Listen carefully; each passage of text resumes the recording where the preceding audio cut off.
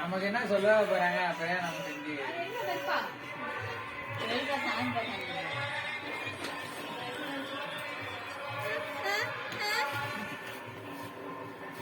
நீ நேரு மாமாவடா நீ நேரு மாமா அவன் போயிட்டானா போச்சு ஓடுறான் பாரு ஓடுவான் ஆத்துக்கு வந்து அவங்க மாமாவை பார்த்துட்டு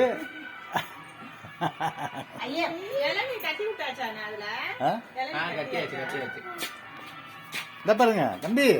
இங்க இங்க எங்க கோட் ஷூட்லாம் போட்டு பாவி விடவே மாட்டேங்கிறான் பத்தியா கைய ரங்கோலியா ஐயோ யாருடா